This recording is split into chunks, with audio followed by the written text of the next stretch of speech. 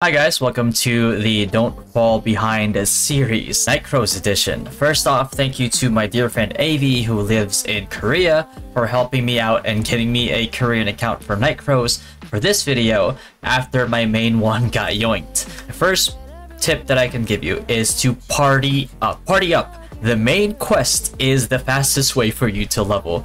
Most of the quests are kill quests, and parties get that done way faster, especially if you have people that you know that are bow users. They will be able to help you a lot, and you'll be able to help them a lot as well. And you can move up a lot faster together, because the main quest not only gives you a huge amount of XP to help you level, it also gives you a lot of materials as you go along, which will help you progress faster. And not only that, but it will also help you get that progression, because progression means you get stronger. You get stronger means that you get to farm faster, even if you're no longer trying to rush on your levels, right? Which, I mean, you probably always will be, but the thing is the fact that this game is very grind heavy, and so because of that, you want to maximize your farming potential, because of the fact that, like, hey, a lot of the things in this game, just like your skills for example, are being sold at the NPC, and you want to have the gold to buy that as soon as you can, because again, that means progression. That also means that you will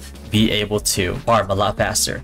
Alright, so speaking of grouping up, another version of grouping up is guilds. I advise you to join a guild ASAP. Now, I know a lot of people out there want to go full Kirito, and they want to be, hey, I have dual blades, I'm going to soul level my whole way up. That's not a good idea. Guilds, not only do they give you buffs, not only do they give you currency that you can use to buy at the shops, but they actually also have the guild dungeon slash bosses that will give you materials. That way you can get your gear crafted a lot sooner, a lot faster. And the next one is about gacha. If you're gonna spend on gacha, go for mounts first. Mounts in this game give a pretty hefty amount of attack speed, especially the legendaries. Like, if I can show you here right now, the mounts in this game, let's not even look at the mythic ones, right? Because that's pretty unrealistic to, to kind of like consider. But let's say that, like, the more possible ones, like the legendaries. If you can see on the left side here, you can see 182%. That actually is 182% attack speed. And I know that means it's gonna be like, yeah, this game is kind of pay to win, like, only whales will get that. Actually, if you wait further into this video, I can tell you how that might not be the case. But to summarize, if you're gonna spend on gacha, prioritize the mounts first, then you can think about the weapons right after. And the next part of the guide is about your codex. Seriously, don't neglect your codex. Your codex gives you a lot of stats that you need to progress. From the very beginning, you have to pay attention to your codex, because your grind is already on auto. You can afford to open it up and look over it, see which ones you need, see which stats you want to get first. Maybe you want to get more damage first so you can grind a little bit more faster.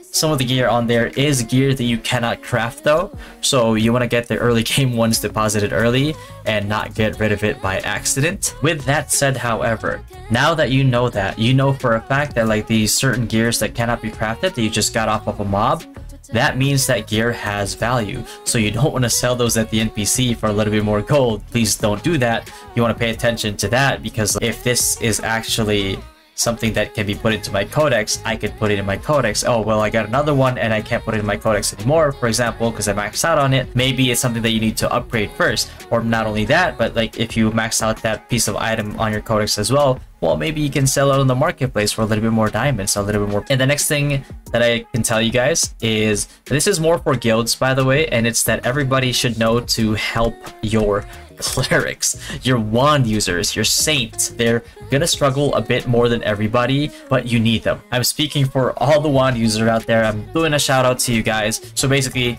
take care of your wand users, guys. And the next part, probably the quintessential don't fall behind, is your daily quests. Yes, I know, everybody knows there's going to be dailies. Everybody knows to do your dailies, but make sure that you actually do them, because you have 30 of those daily quests, and this is where a party comes in handy, because then you can actually do the dailies that are a higher level that you otherwise would not be able to do. And hopefully you are taking care of a cleric. That way they are helping you sustain the high level mobs, and get your static parties going for the initial push at the very least. Get to really high levels as soon as you can, right? and for your guild quests as well. Don't forget to do all your guild quests. Don't forget to do all of your dungeons. If you go to the dungeon icon over here, you can see that there's dungeons over here, right? Towards the left side here, it'll tell you the time to do those dungeons. XP to get like weapon proficiency, for example. Like if you notice these icons, and some of them are not daily, they're actually weekly as well. So I'm just going to include this as well, just so you don't neglect it. Like this one, for example, right? So you get 10 hours weekly, and then it resets like every Monday at 4 a.m. And then if you click the plus sign over here, it'll tell you what items you have to use. And as you level, you'll get some of these for free. We talked about leveling a guild earlier, so make sure you do your guild donations every day as well. That way, you guys can get started on those dungeons, get those buffs, get that guild cloak as soon as possible. All right. And speaking of daily, if you press V or you go to the cash shop, if you go to this tab right here, you can see these are all daily. Right? So make sure that you buy these things daily. This buff right here is really good as well. Make sure you buy that. This one, maybe you don't have to buy it, you know, right away, because this one is more for reset. But make sure you buy these. And also you might be wondering like, well, hey Fatty, you know, weapons are only safe until like +7. If I go from +7 to +8, it's only a 50% chance to succeed. I might break my weapon. I really don't want to be out of a weapon.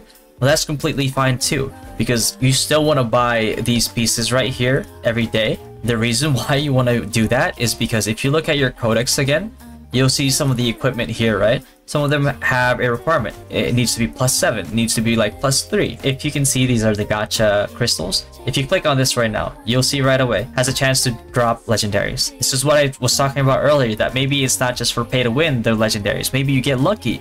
And seeing as this is daily, and when you get to level 40, hint hint, that's why I encourage to party up and get to leveling with a party as soon as possible, so you can level as quick as possible. This is one of the reasons why, because of the fact that the sooner you get these done, the sooner you get to level 40, the sooner you can buy these things every single day. 3 of them every single day. The longer that you are below 40, maybe you don't get to 40 until like maybe 3-4 days later because you decided to go solo maybe, then it kind of makes you fall behind a little bit. Because if you look at it, right, 3 of them every single day, that's 30. That's 3 10 pulls. 3 10 pulls every 10 days. That's a huge deal. It's like a decent chance to get a legendary. And you want to make sure that you get that because, again, you don't want to fall behind. And same thing with the mounts over here. You have a chance to get the legendary mounts. You have a chance to get even if you get a purple mount, that's actually still really good if you get the purple mount, because it also gives you a decent amount of attack speed, 123% attack speed, right, compared to the blue, which gives you 82%. So that does help. Make sure you don't neglect this, please. This actually will help your progression. And the thing about the skills as well, you might notice that I'm using 2 of my skills automatically here, but the 3rd one not. And you'll notice that the 2 that I'm using automatically has gold lines on top of it. The one that I'm not has a white line on top of it. So all you have to really do is like press on it and then swipe down. It'll turn to gold and it'll auto use. You can click on it again, swipe up, and it'll be at white. So make sure that you have the skills that you use to do damage on auto. And this next tip is more for PvP. And technically, yeah, sure, if you die in PvP, maybe you don't really fall that behind, but this could very well help your guild. Maybe it might help you win a fight even, and if you win fights, especially crucial fights, that would actually put you ahead. So technically, losing crucial fights would put you behind. So the scanner, if you click it, it will scan the area. In case you tend to forget about it in PvP, you actually can click on the gear at the bottom here. And if you click this right here, 3, 5, 10 seconds, right? If you click it here and you exit, it'll scan automatically every 3 seconds. That way, if you look in front of you, you have like a good field of vision, like field of view, right? You have really good FOV. But behind you, there's only so little you can see behind you, to a point where if you see somebody running behind you or an enemy right behind you, it's probably too late already anyway. And you're probably going to die, or you're probably going to get flanked, or you're about to get flanked. Right? So on the other tab here, you can actually, these are actually choices that you have, and you can just set it to where you only detect hostiles, right? You don't have to detect mobs like this one. You can just go ahead and detect hostiles. So this helps a lot for awareness. And the next thing that we have is you can actually auto cast buffs. So why is that helpful? Well, number one, so you don't have to worry about recasting your buffs every single time it's down, because maybe you're not paying attention all the time. So you can actually click this thing right here, turn it off, or you can turn it on, and it'll auto cast every time it's done. it's good because now you don't have to pay attention to it. And number two, now that you don't actually have to put it down on your skill bar and take up space in there. And it's the same thing with buffs as well, with food buffs or elixirs. This one right here, for example, you can just buy these in the store at the NPC, and you can turn it on or you can turn it off as well. That way, you actually have buffs on 100% uptime. And thank you for those who watched till the end. This is the promised pro tip that I said that I was going to give you earlier, and it is going to be to sell early materials. Now, what do I mean by that? If you recall my advice about codexes earlier, there's another detail to that because of how level matters in this game a lot more than your regular MMORPGs, right? Whales and spenders will be pushing to get levels. Now, what does that mean? It means that a lot of them don't care to farm early materials because it puts them behind in levels. So instead of going back and farming these materials, what are they going to do? Where else can they get it? That's right. They're going to be buying it from the marketplace, whether it's like weapons or crash loot. So what that means is that like what is worth 10 diamonds in the long run, maybe 2, 3, 4 weeks later or a month later, might be worth 5 times or even more than that in the first week. And you can make bank with that. And that'll set you up for a good foundation, especially if you're free to play or a low spender. Like you might spend it on, let's say like a pass or something like that, or maybe if you're feeling a little bit more fancy, maybe you can decide to save up enough to get like a 2000 diamond costume, which gives you like HP and gives you like some mana as well. Or maybe you just want to look good. Make sure you take advantage of that because like generally those types of things you can really only take advantage at the start of the game. So if you're not doing that at the start, chances are you will probably not have the opportunity to do that later on. If you would like me to continue the Don't Fall Behind series, make sure that you subscribe, make sure that you like the video, and make sure you tell me in the comments down below. Peace.